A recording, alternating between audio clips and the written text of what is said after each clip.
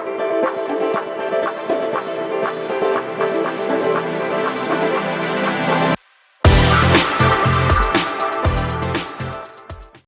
to Nasdaq Trade Talks. I'm Jill Malandrino, Global Markets Reporter at Nasdaq.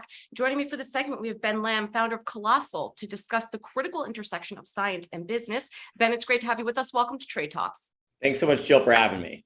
Provide an overview of Colossal and discuss how the company is the first to apply gene editing techniques to rewild the Arctic tundra. I feel like this is something you might hear on a Nat Geo special. Yeah, it's definitely something that's it's either a Nat Geo special or other science fiction movies that we've been compared to. But ultimately, Colossal is a de-extinction company that's focusing on de-extincting critical genes that we can apply to existing endangered species like Asian elephants to make them cold tolerant. So we're building what some call a woolly mammoth, but what we often refer to as an Arctic elephant, for the purpose of building sustainable elephant populations back in the Arctic to combat climate change and to actually help elephants thrive in low elephant human conflict zones.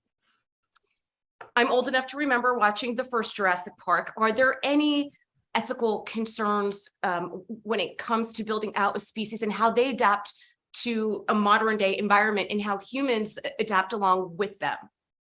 Yeah, absolutely. You know, we most people don't realize this, but in a great, a series of events that's happened in the last few years, people have actually started to gravitate more towards science. They're starting to care about climate change. They're starting to think about all these things that matter. But one of the things that isn't front and center in people's minds is that we're going to lose up to 50% of all biodiversity between now and 2050, right? So we've got to do something. And so one of the things that, we really believe in is if we can be very, very thoughtful about what animals we work with, and then how it applies to the existing critically endangered species that exist today, but how we can make them more tolerant for the future. That's the only way that we're going to be able to save species. So that and then biobanking and actually genetic rescue are really going to be the core areas where we have to, as society, apply these technologies in order to be in a place where we don't lose species forever. And between now and the end of our lifetime, elephants may go extinct. And so if we don't start leveraging some of these genetic engineering technologies to save elephants, our kids and grandkids may never even get to see them.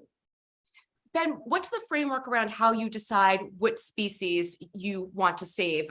Is there a certain protocol that's involved, or certain data sets or numbers that you're looking to achieve? Yeah, first of all, we lean heavily on the community. We believe heavily in radically transparent communication. We work, with some of the top scientists, bioethicists, and conservationists in the entire world. And so for us, a species has to have a need for ecosystem restoration for us to even consider it. Right now, we're only working, on the mammoth because elephants are endangered. There's needs for elephant gestational technologies. There's needs to save elephants from certain disease states. And then there's needs for Arctic rewilding. And there's peer-reviewed published papers on what Arctic rewilding could actually look like. And so for us, it was a really good place to start, working with elephants and then working on mammoth genomes. But then in the future, we'll take that same framework of talking to specialists, talking to conservationists, talking to bioethicists, and really determining, what species can have an impact to an ecosystem if we bring them back. We should not just bring species back because we can. We really need to be thoughtful on the why that we're doing it. And I'm glad you said that. That's what I was driving to. Discuss the critical intersection of science and business, as the future of climate change solutions will highly be connected and highly data-driven.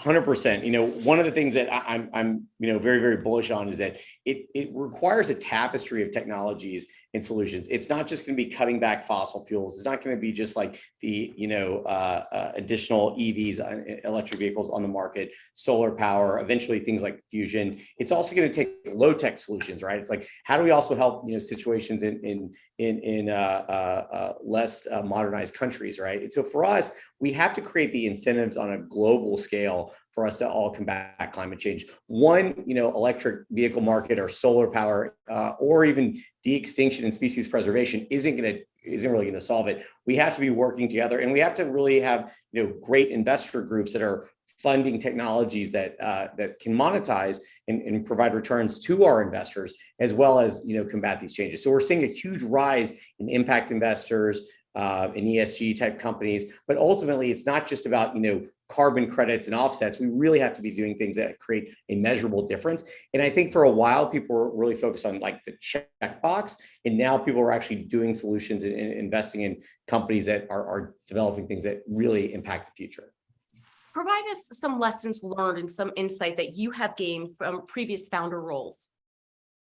Well, one, you definitely don't know everything on day one, and especially when you're starting a company like de-extinction. When you're starting a company like Colossal, we're going to make mistakes. And so you have to really focus on kind of like what your core values are. And so for me, I believe in always trying to hire the smartest people you can, hire much smarter people than you are and that your management team is, and then listen and trust them. And then apply that through kind of this lens of radical transparency. So for us, we really try to listen to the public because, when we launch, we got lots of positive feedback. We've got lots of negative feedback, and that negative feedback can actually be more helpful to us trying to do the right thing versus the positive feedback. And so I think that one of the things I've learned just somewhat painfully even over the years is that you've got to just trust the public, and you've got to get that feedback, and you've got to be transparent, and you have to be open to criticism. And I think we've done a really good job of listening to that and then incorporating it, because we're not going to make all the right decisions. We're going to make mistakes, and we're working on something that's